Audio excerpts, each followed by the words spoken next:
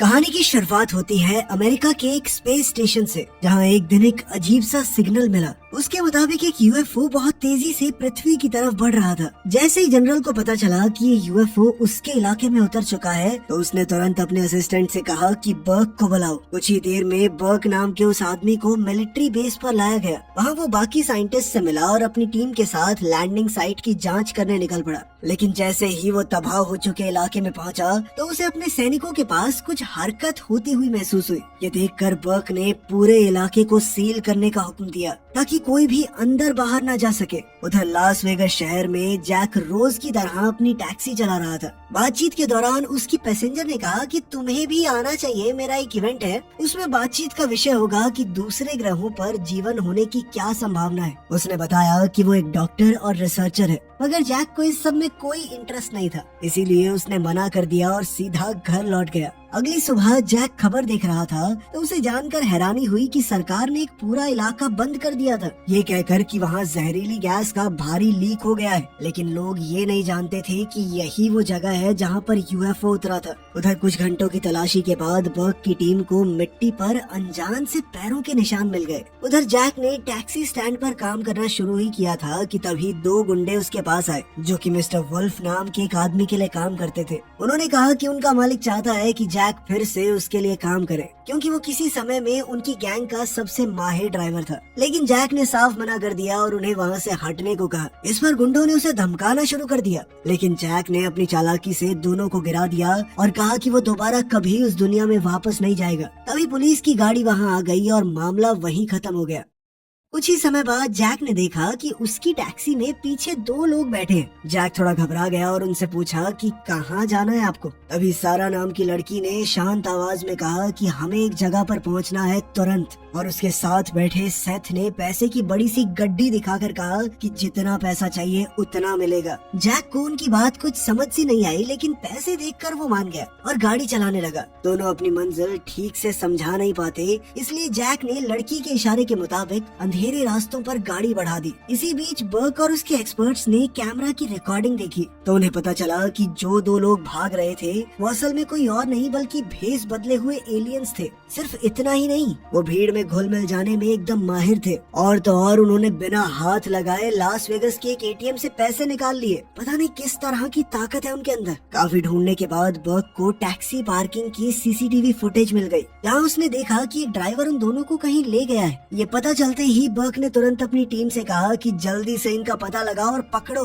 उधर काफी दूर एक सुनसान सड़क पर जैक आराम से अपनी टैक्सी चला रहा था और उसके साथ वही दो रहस्यमय यात्री बैठे हुए थे। वो लोग काफी दूर आ चुके थे और अब जैक को शक होने लगा कि कहीं ये बच्चे अपने माँ बाप से पैसे चुरा के तो नहीं ले आए। इसीलिए उसने पूछा कि तुम्हारे मम्मी पापा कहाँ हैं? लेकिन दोनों ने कोई जवाब नहीं दिया। उसी पल भेष बदले हुए एलियन को महसूस हुआ कि कोई उनका पीछा कर रहा है। जैक ने उसे शांत करने के लिए कहा कि पीछे जो गाड़ियाँ चल रही हैं, वो भी कहीं जा रहे होंगे। उसने स्पीड कम कर दी ताकि वो गाड़ियाँ आगे निकल जाएं। लेकिन ये आम आदमी नहीं, बर्क के सैनिक थे, जो घात लगाकर उन्हें घेरने आ चुके थे। अपने तेज दिमाग और समझदारी से जैक ने पहला हमला बचा लिया, लेकिन बर्क के आदमी टैक्सी को हर तरफ से घेरने लगे। गुस्से में जैक ने अपने पैसेंजर से कहा कि नीचे झुको, और फिर कुछ ऐसे दाव पेच लगाए कि कई सारी गाड़ियां आपस में टकरा गई, जिससे उन्हें थोड़ी दूरी तो मिल गई। मगर दिक्कत ये थी कि बर्क अभी भी अपनी गाड़ी से उनका पीछा कर रहा था। लड़की की चेतावनी पर जैक ने गाड़ी और तेज कर दी।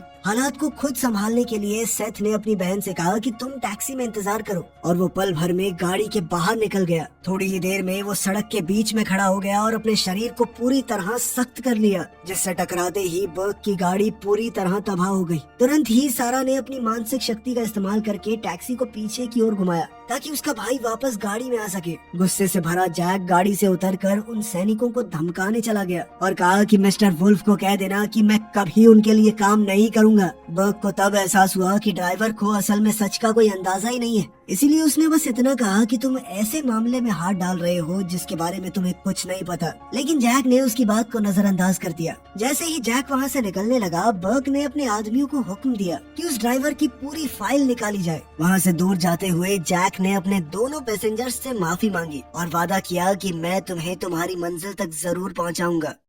कुछ घंटे बाद तीनों एक सुनसान घर के पास पहुंचे और जैक ने बताया कि किराया कुल मिलाकर $720 बन चुका था, लेकिन सेथ ने बिना गिने पूरा पैसा उसके हाथ में थमा दिया और दोनों गाड़ी से उतर गए। जब जैक ने देखा कि उसे अपनी जरूरत से काफी ज्यादा पैसा मिल गया था तो उसका दिल बेचैन हो गया। उसने फैसला किया कि वो दोनों के पीछे जाकर बचा हुआ पैसा वापस कर देगा। उसी वक्त उसे उस सुनसान घर के अंदर से चीखने की आवाज सुनाई दी और वो देखने चला गया कि अंदर क्या हो रहा है। अंदर जाते ही उसने देखा कि दोनों सोफे के पीछे छुपे हुए थे और सेथ ने उसे अपनी हिफाजत के लिए वहां से जाने को कहा, लेकिन जैक नहीं माना। तभी उनके ट्रैकिंग डिवाइस पर एक सिग्नल उभर आया और दोनों उस निशान वाली जगह की तरफ बढ़ने लगे। थोड़ा हिचकिचाते हुए टैक्सी ड्राइवर भी उनके पीछे चल पड़ा, मगर वो ये नहीं जानता था कि अंधेरे में एक खतरनाक जीव उन पर नजर रखे हुए था। किचन में पहुंचते ही सेथ ने अपने डिवाइस से फ्रिज के अंदर एक गुप्त रास्ता खोल दिया और डरा हुआ होने के बावजूद जैक भी उनके साथ अंदर घुस गया।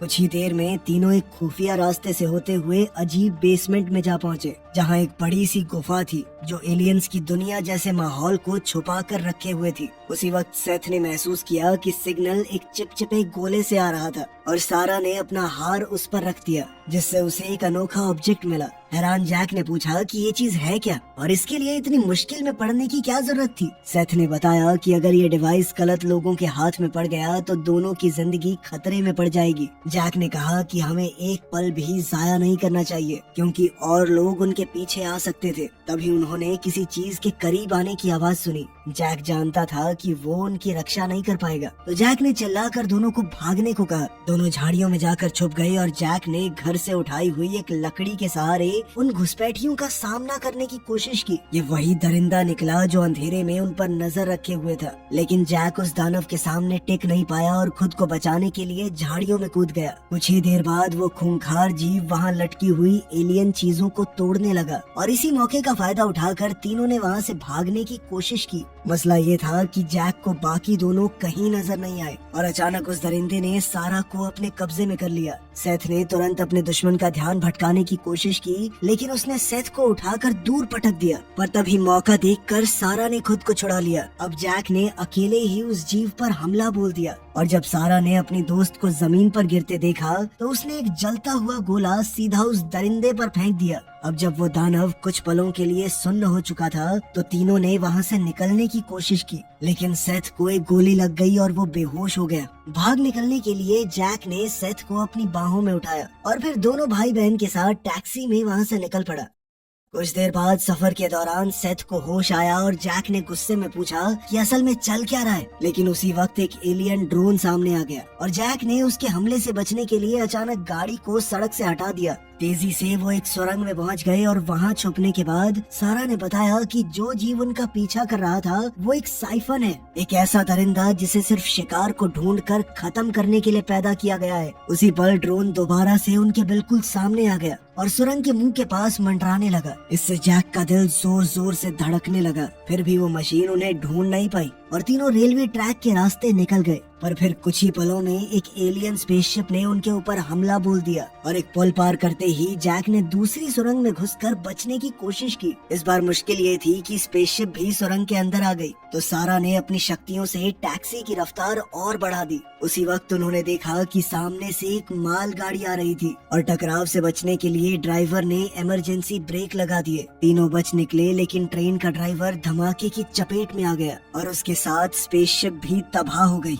एक पल भी जाया किए बिना तीनों वहाँ से निकल गए और जो कुछ भी हो रहा था उससे गुस्सा होकर जैक ने उनसे सच पूछ लिया कि आखिर वो असल में थे कौन। उसी पल सारा ने टैक्सी के अंदर कई चीजें हवा में उड़ा दी और बताया कि वो ये सब इसलिए कर पाते हैं क्योंकि उनका अपने दिमाग पर पूरा कब्जा है। इसके बाद तीनों ने अपना सफर जारी रखा, जबकि दूसरी ओर वो दरिंदा भी बच गया था और धीरे धीरे अपने जख्मों को ठीक कर रहा था। कुछ मिनट बाद जैक ने अपनी टैक्सी एक सड़क किनारे वाले मैकेनिक के पास छोड़ दी और फिर तीनों एक रेस्टोरेंट में जाकर गाड़ी ठीक होने का इंतजार करने लगे। तभी जैक के फोन पर बर्ज का कॉल आया। उसने बताया कि मैं बाहर ही हूँ। उसने सीधा कहा कि जल्द से जल्द बच्चों को मेरे पास ले आओ और बदले में मैं तुम्हारा पुलिस रिकॉर्ड पूरी तरह साफ करवा दूंगा। लेकिन जैक ने इससे साफ इनकार कर दिया और शेरिफ को बाहर खड़े हथियारबंद आदमियों की खबर देने के बाद वो सेथ और सारा के साथ चुपके से निकल गया। जैसे ही बर्क ने अपने आदमियों के साथ रेस्टोरेंट पर धावा बोला तो शेरिफ ने उससे पूछा कि ये सब क्या हो रहा है, लेकिन बर्क जरा भी घबराया नहीं। उल्टा उसने अपने लोगों को इशारा किया कि सबके ऊपर बंदूक तान दो। उसी वक्त रेस्टोरेंट के एम्प्लॉयज ने भी अपने हथियार निकाल लिए और शेरिफ के साथ ही लोगों की हिफाजत करने के लिए आगे खड़े हो गए। बर्क मामला ठंडा करने के लिए शेरिफ से बात कर ही रहा था कि तभी एक वेट्रेस चुपचाप जैक और उसके साथियों के पास आई और उन्हें अपने साथ चलने को कहा। तीनों रेस्टोरेंट के पीछे पहुँचे और सेथ ने अपनी मॉलिक्यूलर शक्ति से छत के हैच को पार करके सबको ऊपर निकाल दिया और इस तरह बिना किसी को पता लगे वो वहाँ से बच निकले। लेकिन बाहर निकलते ही जैक एक कुत्ते से टकरा गया जो अचानक भौंकने लगा। तब सारा ने अपनी शक्ति से उस जानवर को शांत किया। जैक तेजी से मैकेनिक के पास भागकर अपनी टैक्सी लेने गया, लेकिन जैसे ही वो वहाँ से निकलने लगे तो बर्क ने उन्हें देख लिया और तुरंत अपने साथियों को उन्हें रोकने के ऑर्डर्स दिए। बचने के लिए सारा ने उनकी गाड़ियों के इंजन ही उड़ा दिए, जिससे जैक पूरी रफ्तार से काफिले के बीच से निकल गया। उसी पल बर्क गोली चलाने ही वाला था, लेकिन कुत्ते ने उसके हाथ पर काट लिया और वो भाग निकला। कुत्ते के इस बर्ताव को देखकर सारा ने अचानक से ब्रेक मारी और दरवाजा खोल दिया ताकि कुत्ता भी उनके साथ भाग सके। सफर के दौरान तीनों सोचने लगे कि आखिर वो स्पेसशिप कैसे वापस हासिल की जाए जिसे सरकारी फौज ले जा चुकी है। फिर सेथ के दिमाग को पढ़ते हुए सारा ने सलाह दी कि उन्हें डॉक्टर एलेक्स से मिलना चाहिए। ये वही औरत थी जिससे जैक पहले मिल चुका था। तीनों उसे ढूंढने के लिए उसके इवेंट की ओर निकल पड़े। वहाँ पहुंचकर जैक ने एक एम्प्लॉय से अपनी टैक्सी संभालने और कुत्ते को खाना देने को कहा। उधर एलेक्स जब लेक्चर दे रही थी तो ऑडियंस से अजीबोगरीब सवाल आने लगे। वो लोग बात समझने की बजाय कुछ भी अजीबोगरीब बातें कर रहे थे। उनकी बातें सुनकर एलेक्स पूरी तरह हैरान रह गई। उसी वक्त बर्क के एक आदमी ने जैक को कॉन्वोकेशन में घूमते हुए देख लिया और अपने सभी साथियों को अलर्ट कर दिया। इससे स्क्वाड ने फिर से उन्हें पकड़ने की तैयारी कर ली। इधर जैसे ही जैक एलेक्स से मिला तो उसने उसे एक शांत जगह ले जाकर पूरी कहानी सुना दी, लेकिन एलेक्स इन बातों पर विश्वास करने को तैयार ही नहीं थी। उसे यकीन दिलाने के लिए दोनों एलियंस ने उसे बताया कि सोलर सिस्टम में घुसते वक्त उनकी स्पेसशिप का सबसे पहले एलेक्स ने ही फोटोग्राफ लिया था। साथ ही जैक ने कहा कि इस वक्त हम सिर्फ तुम्हारे ऊपर ही भरोसा कर सकते हैं, कुछ करो। लेकिन एलेक्स को ये सब बकवास लग रही थी और उसने अपना लैपटॉप उठाकर वहाँ से निकलने की कोशिश की। उसी पल सेथ ने उसके सामने अपनी ताकत का इस्तेमाल किया और जैसे ही चीजें नीचे गिरने लगी तो सारा ने अपनी ताकत से उन्हें हवा में ही रोक दिया। सच को अपनी आंखों से देखकर एलेक्स पूरी तरह हैरान रह गई और तब दोनों भाई बहनों ने अपनी असली पहचान दिखाने का फैसला किया। सेथ ने अपने डिवाइस को एक्टिवेट करके उन्हें ब्रह्मांड का वो हिस्सा दिखाया जहाँ से वो आए थे। फिर दोनों ने समझाया कि हम तो इंसानों को ये समझाने आए थे कि बिगड़ते हालातों को कैसे सुधारा जाए, कैसे पृथ्वी को बेहतर बनाया जाए। सारा ने बताया कि सालों तक हमारे ग्रह पर रहने वाले लोगों की लापरवाही की वजह से प्रकृति तबाह होती जा रही थी। अपने लोगों को धरती पर हमला करने से रोकने के लिए उन्होंने भागने का रास्ता चुना। उनके माँ बाप बड़े साइंटिस्ट थे, इसीलिए वो एक ऐसा डिवाइस ला पाए जो पूरे ब्रह्मांड के इकोसिस्टम की जानकारी को इकट्ठा करता था और अब इस जानकारी से उनके ग्रह को बचाया जा सकता है। उनका कहना था कि इन जानकारियों की मदद से उनके ग्रह को बचाया जा सकता है, लेकिन इसके लिए ये जरूरी था कि वो जल्द से जल्द अपने घर लौट जाएं, वरना हमारे लोग अर्थ के ऊपर हमला कर देंगे। साथ ही उन्हें उस खतरनाक साइफन से भी बचना था जो उन्हें पकड़कर खत्म करना चाहता है। इसलिए एलेक्स ने कहा कि अब एक पल भी जाया नहीं किया जा सकता। अपने कुछ कॉन्टैक्ट्स के जरिए वो उन सबको एस्ट्रोनॉमी के एक्सपर्ट डॉक्टर हार्लन से मिलवाने ले गई। पूरी कहानी सुनने के बाद भी हार्लन को ये एहसास नहीं हुआ कि सामने खड़े लड़का लड़की ही असल में एलियन थे, इसीलिए उन्होंने उसे ना ही बताना सही समझा। थोड़ी देर बाद एलेक्स ने पूछा कि क्या आपको पता है सरकार स्पेसशिप कहाँ पर लेकर गई होगी। बिना ज्यादा सोचे हार्लन ने बताया कि जरूर विच माउंटेन पे रखा गया होगा। उसने उन्हें लोकेशन दिखाकर बताया कि ये पूरा इलाका सीक्रेट सर्विस के सख्त पहरे में रहता है। फिर भी उन्होंने पूरी जानकारी इकट्ठी करके जाने का फैसला किया। जाने से पहले हार्लन ने सलाह दी कि जब तक तुम उस फैसिलिटी में घुस न जाओ तब तक किसी पर भी भरोसा मत करना। अब वक्त जाया किए बिना एलेक्स ने जैक से कुछ ही देर में मिलने को कहा क्योंकि उसे अपना सामान लेने जाना था, लेकिन उससे बात करते हुए जैक का ध्यान भटक गया और दोनों एलियंस उसकी नजरों से ओझल हो गए और इससे पहले वो उन्हें ढूंढ पाता मिस्टर वुल्फ के आदमियों ने उसे पकड़ लिया। उन्होंने गुस्से में जैक से कहा कि तुझे बुलावा ठुकराना नहीं चाहिए था। जैक समझ चुका था कि वहाँ से निकलने में अब एक पल की भी देर नहीं की जा सकती, इसीलिए उसने मौका देखकर एक कॉस्प्लेयर का हथियार छीनकर उन बदमाशों पर हमला कर दिया और फिर अपनी जबरदस्त फाइटिंग स्किल्स से सबको हरा दिया। इसके बाद वो तेजी से सेथ और सारा को ढूंढने के लिए भागा, लेकिन ठीक उसी वक्त बर्क अपने आदमियों के साथ वहाँ पहुँच गया। साथ ही साइफन भी कन्वेंशन में आ पहुँचा और अपने शिकार की तलाश करने लगा। जैसे ही जैक सेथ और सारा से मिला, उसने कहा कि अब हमें जल्दी से निकलना होगा। तभी अचानक तीनों ने देखा कि साइफन स्टेज पर चढ़ रहा था। हमले से पहले ही सारा ने अपनी ताकत से एक भारी भरकम मेटल स्ट्रक्चर को खींचकर मॉन्स्टर पर फेंक दिया, जिससे वो दूर जा गिरा। मौका मिलते ही तीनों भाग निकले और बस कुछ ही सेकंड बाद बर्क ने पूरे हॉल को अपने कब्जे में ले लिया। लेकिन अब दिक्कत ये हुई कि हॉल चारों तरफ से सैनिकों से घिर चुका था। अब हमारे हीरो समझ चुके थे कि वो फंस चुके हैं। तब जैक ने सारा से उसका दिमाग पढ़ने को कहा। पल भर में ही सारा उसका प्लान समझ गई और अचानक अपनी ताकत से आसपास खड़े सभी लोगों को लॉटरी मशीन्स पर जिता दिया। अचानक सब लोग खुशी से चिल्लाने लगे और इसी हंगामे का फायदा उठाकर तीनों एलेक्स के साथ भीड़ में घुलकर निकल गए। बाहर पहुंचते ही सब लोग जल्दी से गाड़ी में बैठे और तेज रफ्तार से निकल पड़े, जबकि पीछे से अथॉरिटीज उनका पीछा कर रही थी। इस चूहे बिल्ली के खेल में टैक्सी चारों तरफ से घिर चुकी थी। जैसे ही वो सरेंडर करने वाले थे, उसी पल बर्क को एहसास हुआ कि गाड़ी में असल में मिस्टर हार्लन था, जो उसका ध्यान भटकाने आया था ताकि एलेक्स और उसकी टीम गाड़ी में शहर से भाग सके।